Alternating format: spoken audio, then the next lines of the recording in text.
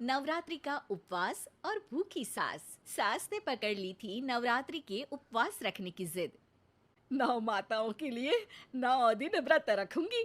मैया की भक्ति में शक्ति है। मैया हमारे परिवार को अपना आशीर्वाद जरूर देंगी। लेकिन अपना शरीर तो देखिए माँ जी, आपका एक पाँव घर में रहता है और एक पाँव डॉक्टर के यहाँ।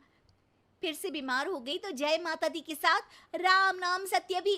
अरे राम राम राम, कैसी बातें कर रही हो बहू। राम नाम सत्य हो मेरे दुश्मनों का। मुझे व्रत रखने से मत रोको बहू।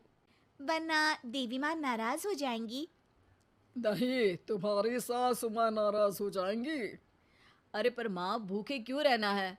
देवी माँ थोड़ी ना चाहती होंगी कि उनके भक्त भूखे रहें। और आपकी तो सारी मनोकामना पूरी हो चुकी है ना माँ। लालच है बेटा, लालच बुढ़ापे में भी खत्म नहीं होती। अरे तुम चुप करो जी। तुम्हारी भी उम्र है भक्ति भाव करने की। ज्यादा बड़बड़ की ना तो तुमसे भी उपवास रखवा लूंगी। हाँ। अरे रौद्र रूप क्यों धारण कर रही हो मेरी माँ। रख लो व्रत।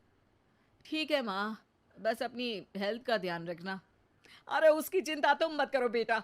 मैंने टीवी पे देख लिया है कि व्रत में क्या क्या खाने से शरीर में कमजोरी नहीं होती। अच्छा ही है, वरना ऐसा ना हो कि 9 दिन के बाद तुम मैया के द्वार की जगह सीधा हरिद्वार। अरे तुम मुझे हरिद्वार क्यों भेजना चाहते हो? क्योंकि अब तुम्हें मायके तो भेजने से रहा।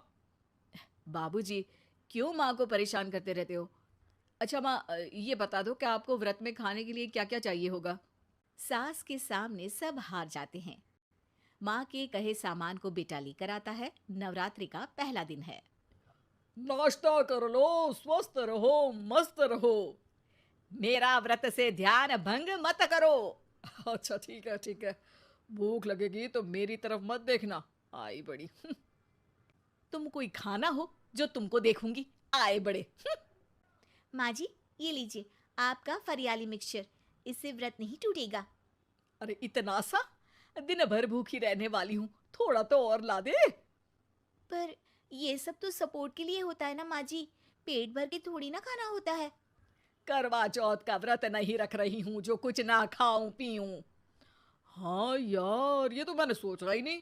तुम इतने सारे व्रत रखती हो तो मेरे लिए करवा चौथ का व्रत क्यों नहीं रखती? अरे जुबान पे तुम्हारा नाम न रखूं, व्रत क्या खाक रखूंगी तुम्हारे लिए। माँ के कहने पर बहू और भी फरियाली ले आती है, जिसे खाकर माँ डकार मारती है। इतनी जोर से डकारोगी तो दुर्गा मैया भी डर जाएंगी। तुमने तो उनके शेर से भी तेज आवाज निकाल दी। अरे शेर के जैसा पंजाबी मारती हूं मैं, देखना चाहोगे? तुम्हें पता है ना, व्रत रखते समय हिंसा वाली बातों से, विचारों से और बुरी चीजों से दूर रहना चाहिए। सही कहा। बुरी चीजों से दूर रहना चाहिए। इसीलिए तो तुमसे दूर जा रही हूँ, दूसरे कमरे में। सास ने कई सारी ऐसी चीजें खाई जिनसे व्रत ना टूटे। बहू, सब्र का फल मीठा होता है। इसका मतलब ये थोड़ी है कि तू मुझे शाम तक फल नहीं खाने देगी। माँ जी, 1 घंटे पहले ही तो आपने इतना सारा। अरे एक खाता ही बना ले, उसमें लिखा करे कि मैंने कितना खाया, कितना पानी पिया।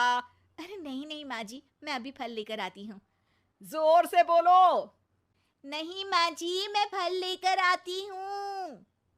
अरे ये नहीं, जोर से बोलो, जय माता दी। सासू माँ एक साथ बहुत सारे फल खा लेती है। माँ जी, इतनी जोर से मैं डर गई। अरे भक्ति की शक्ति की पुकार है। पुकार नहीं, डकार है। हाँ हाँ ठीक है ठीक है। चिप्स और लेकर आना जरा, उससे भी व्रत नहीं टूटता।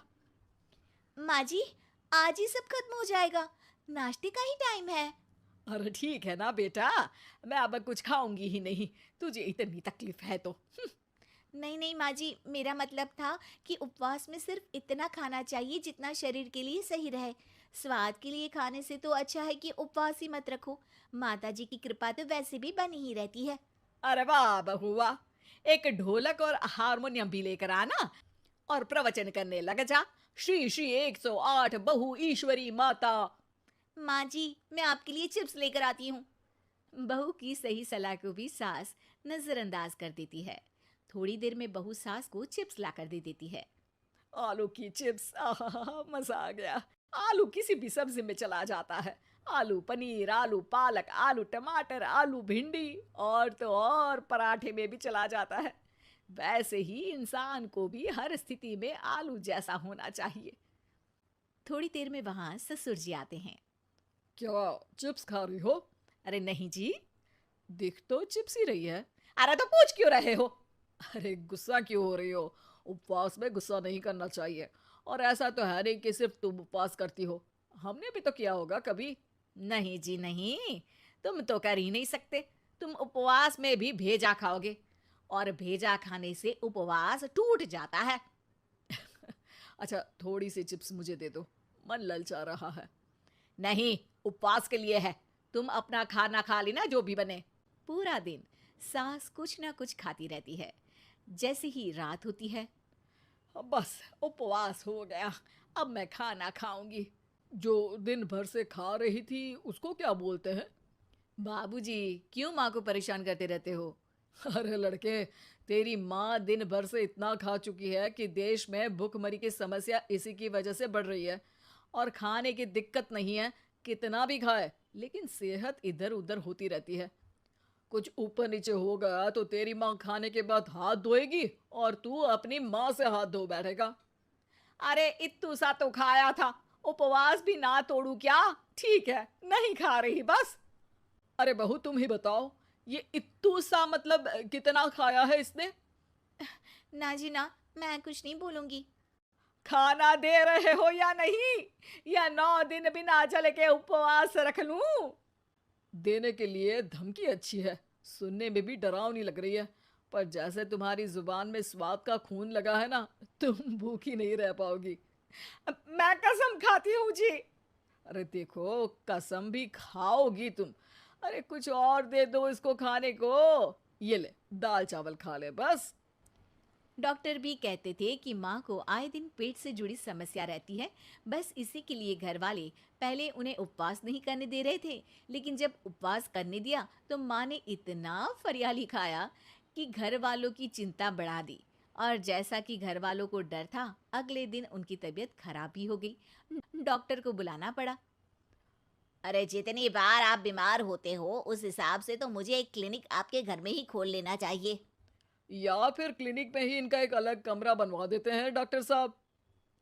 बाबूजी, पिताजी, मेरे जनक, क्यों हमेशा मजाक करते रहते हो? डॉक्टर साहब, माँ का पेट खराब है। क्या खाया था? जो मिला जो दिखा सब कुछ। अरे बस भी करो जी। बस तो तुमको करना था खाते वक्त। देखिए, खाना अच्छी बात है और उपवास भी आदमी को रखते रहना चाहिए, लेकिन तब जब शरीर लायक हो। पहले दिन ही बीमार हो गई तो 8 दिन कैसे होगा? आप व्रत मत रखो और खाने पीने पे ध्यान दो। मैं गोलियां दे रहा हूँ। आप भी कुछ खाने को ही दे रहे हो? हाँ, इससे जल्दी ठीक हो जाएंगी। समझ गई आप? अब तो ठीक ही होना है ना मुझे। जोर से बोलो। जय माता दी। जय माता दी। जय माता दी।